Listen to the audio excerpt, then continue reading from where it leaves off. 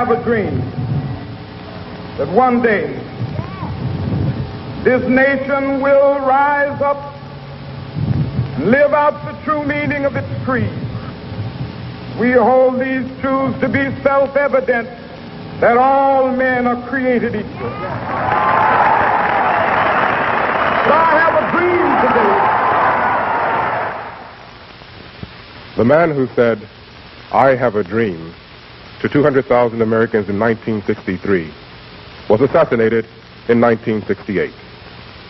Since Dr. Martin Luther King's death on April 4th, the United States has been in shock and mourning. Only now are Americans beginning to recover from the impact of his tragic death. The following are some of the sorrows, some of the tributes paid to his memory by his countrymen during the last number of days. At 7:10 this evening, Martin Luther King was shot in Tennessee. This was to be a gala occasion for a little Negro college from Mississippi appearing in Carnegie Hall with the great Duke Ellington. Martin Luther King, 20 minutes ago, died.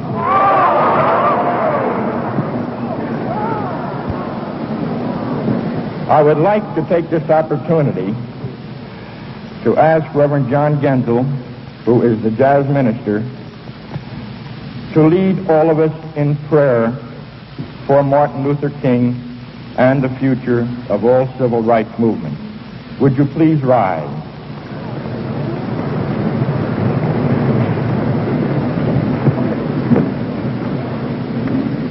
The King is dead. Long live the King of Love throughout eternity. I think it can be said that he now stands with our other American martyrs in the cause of freedom and justice. His death is a terrible tragedy and sorrow, first of all to his family, to our nation, and to our conscience. My fellow citizens, and especially my black brothers and sisters in our city, this is Walter Fauntroy, Vice Chairman of your City Council and Director of the Washington Bureau of the Southern Christian Leadership Conference. There's no one in this city tonight who is more stunned, whose heart is more crushed or broken by the tragic events of the night that have robbed our nation and our world of Dr. Martin Luther King, Jr. It will be very difficult for us tonight and in the days and weeks to come, all of us, to deal with our deep sense of grief. I have a dream that one day on the red hills of Georgia, sons of former slaves and the sons of former slave owners will be able to sit down together at the table of brotherhood. I have a dream. Martin Luther King, if he had one choice, I am sure, if he had one choice in his death, it would be that we made a greater effort in this country by adhering to the principles that he so ably advocated of nonviolence,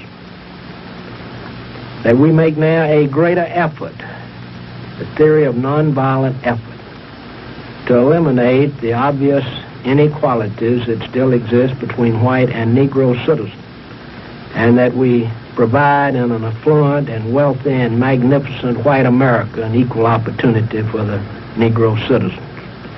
There's not going to be any replacement for Martin Luther King, Jr. anytime soon. He was the leader and now the martyr of the whole civil rights crusade, which has been the most important domestic issue of this century in America. It may be that out of the ashes of this awful tragedy, that a new dawn can break. It depends on each of us. It may be that the prophecy that Dr. King once made may come true when he said, "We now stand in the midnight of our existence, but I see a new dawn coming." I have a dream that one day, even the state of Mississippi, a state sweltering with the heat of injustice, sweltering with the heat of oppression, be transformed into an oasis of freedom and justice. I have a dream. To paraphrase Winston Churchill, if we have resolve, we can convert this moment of the nation's greatest shame into our finest hour. The only thing more tragic than the death of Dr. Martin Luther King Jr. would be that the only response would be black anger and white sympathy. You can kill a man, but you cannot kill an idea. And the idea and the ideal for which Dr. Martin Luther King stood, for which he lived, and for which he died, will continue to live in this country, will continue to live in this city. And despite the sorrow under which all of us today feel so heavy, there will on the morrow be a resurgence of the confidence that he was right and that we will overcome. I have a dream. My 4 little children will one day live in a nation where they will not be judged by the color of their skin, but by the content of their character. I have a dream today. The candidates for the presidency of the United States expressed their grief that night in statements to the American people. Senator Eugene McCarthy called Dr. King's death a tragedy for all Americans. He said that not only had the Negro people lost the noble and great leader, but all Americans had lost a man of peace. Former Vice President Richard Nixon paid tribute to Dr. King as a man determined that the American Negro should win his rightful place alongside all others in his nation, and at the same time, a man whose life was devoted to the principle of peaceful, nonviolent change. George Wallace, former governor of Alabama, called the assassination a senseless, regrettable, and tragic act.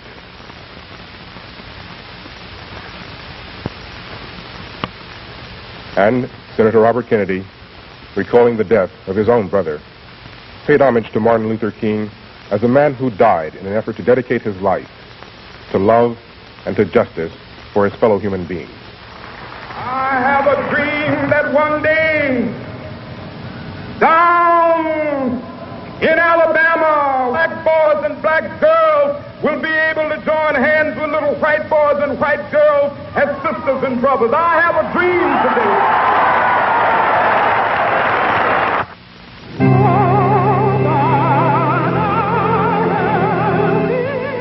But the nation's sorrow was not only echoed in the spoken words of leaders. Most of all, the sorrow was in the millions of faces, faces of all colors and of all religions, who gathered together to mourn his death. The faces of those who would continue to believe in his dream.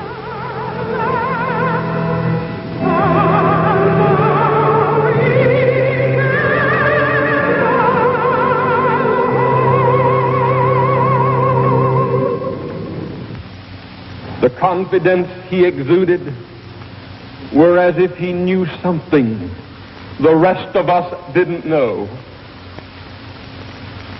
It was the composure that marks a man who knows who he is, what he believes, and how much he's willing to give for those beliefs. Martin Luther King, deep faith in God, in the people of this land, black and white, who were God's children, and the victory that would come. All of these were the well springs of that serenity. And that calmness and tranquility were a blessing to our land. I have a dream that one day every valley shall be exalted, and every hill and mountain shall be made low, the rough places will be made plain, and the crooked places will be made straight, and the glory of the Lord shall be revealed in all flesh. will see it together. But I have a dream today. No words of mine can fill the void of the eloquent voice that has been stilled. But this I do believe deeply. The dream of Dr. Martin Luther King Jr. has not died with him. Men who are white, men who are black, must and will now join together, as never in the past, to let all the forces of divisiveness know that America shall not be ruled by the bullet, but only by the ballot of free and of just men. Like anybody, I would like to live a long life. Longevity has its place. But I'm not And in Memphis, the night before his death, I just want to do God's will. And He's allowed me to go up to the mountain. And I've looked over, and I've seen the promised land. I may not get there with you, but I want you to know tonight that we as a people will get to the promised land.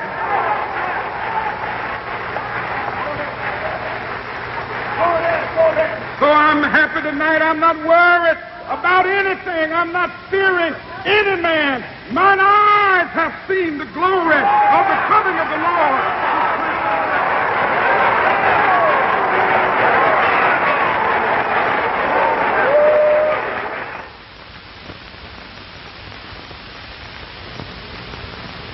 following the assassination of Dr. Martin Luther King, most of the nation grieved. But there were those who did not grieve. There were those who used death as an excuse for the winning of luxury and the game of destruction.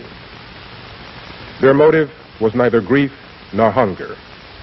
Their numbers were small, but damage was not.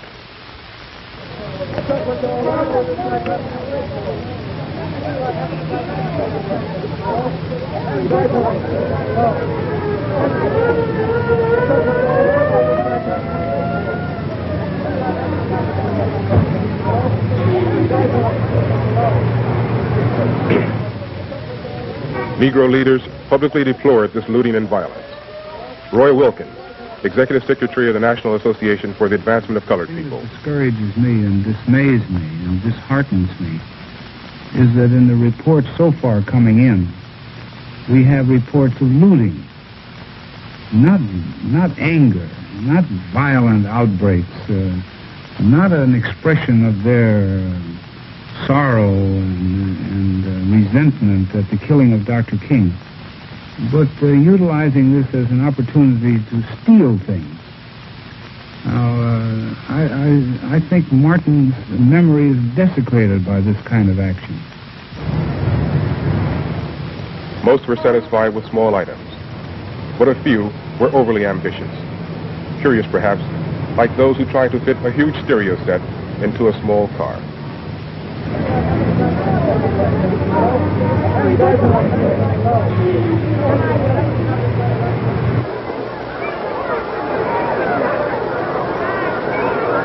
I wouldn't want every young black person to take the rap for a few of those ones. Entertainer Sammy Davis Jr.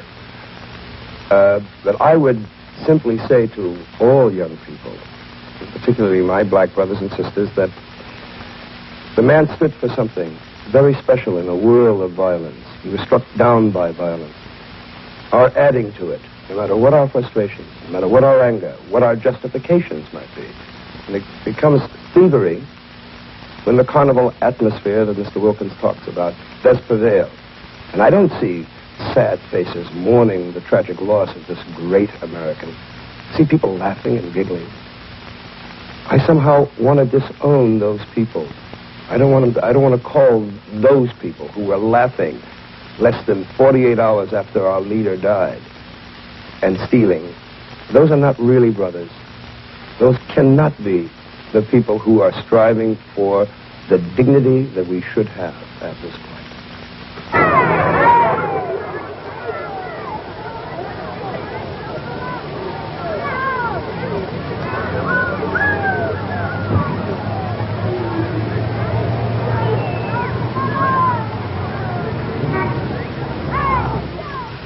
The Reverend Wyatt Walker, a close friend and associate of Dr. King since the beginning of the civil rights movement.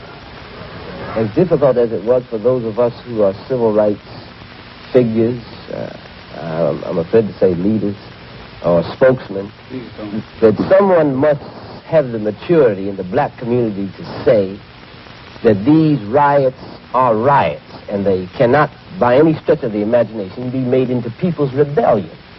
And I think in this moment, this is the moment for, and Roy has always had the courage to call a spade, if I may use a racist euphemism, to say that you can't make a people's rebellion out of riot. There's no way within the realm of morality looting can be justified.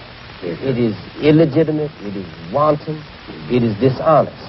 And even though these are black teenagers predominantly, that's all it is. It's hoodlumism, and we, amongst the other people in our larger community, must say also that it is wrong and it is deplorable, and the nation cannot digest it.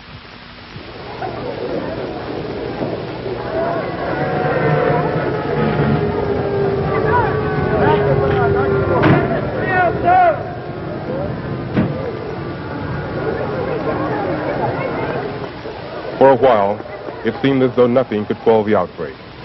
But the pleas for nonviolence and restraint continued. Know what you're talking about. Be qualified. Be ready. Then you don't have a problem. Be ready. Know what you're doing. Singer James Brown. In Augusta, Georgia, I used to shine shoes on the steps of radio station WRDW. I think we started 3 cents. And we went to 5 and 6. Never did get to a dime. But today, I own that radio station. You know what that is? That's black power. Right here. It's not in violence. It's in knowing what you're talking about. Being ready. Now, I say it to you because I'm your brother. I know where it's at. I've been there. I'm not using from imagination. I'm talking from experience. Get off the street. Go home. Take your families home. Look at television, listen to the radio, or listen to some James Brown records. But get out the street. Let's go back to our normal functions. Another thing I'd like to say. Don't burn. Give the kids a chance to learn. Don't terrorize, but organize. The greatest tribute that we can pay to this man whom we all Walter love Fauntleroy of the Southern Christian Leadership is Conference. to handle our grief in these early hours of crisis in the spirit of nonviolence that he would have had us to handle it in. And so I appeal to you tonight to handle your grief and to respond to this tragic event in silence and in nonviolence.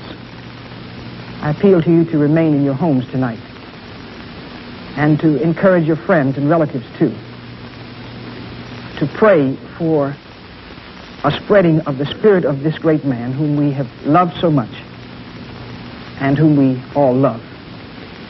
The greatest tribute, I repeat, in the name of God and the name of Martin Luther King Jr. that we can make is to handle our grief in the spirit of nonviolence.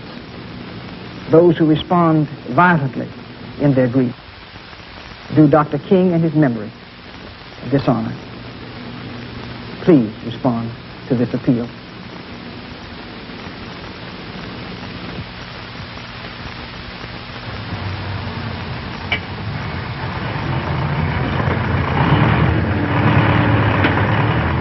The destruction and the theft was done, and those that did grieve picked up the pieces.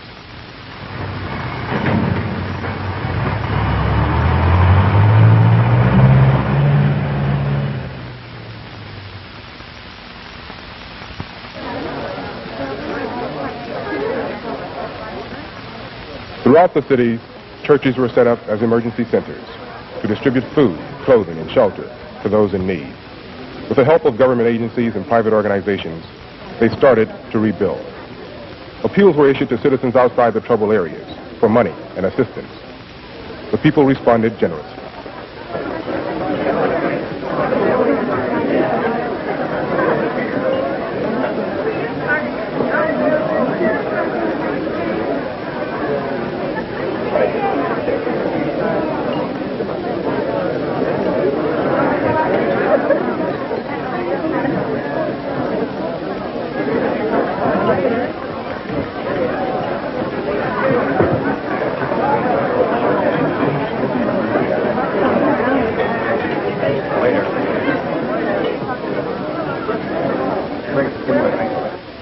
President Johnson led the nation in calling for unity and understanding.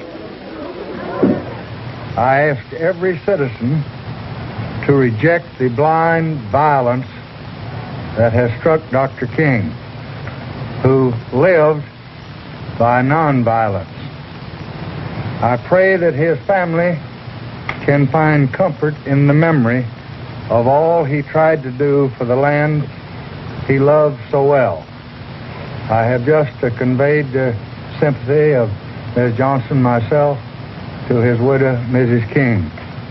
I know that every American of goodwill joins me in mourning the death of this outstanding leader and in praying for peace and understanding throughout this land. We can achieve nothing by lawlessness and divisiveness among the American people. It's only by joining together and only by working together can we continue to move toward equality and fulfillment for all of our people. In the shadow of a flag that for the first time was lowered to half-mast for a private citizen, some had proven by smoke they had already forgotten him. But for every thief, there were millions who mourned. And beyond the smoke, they were king.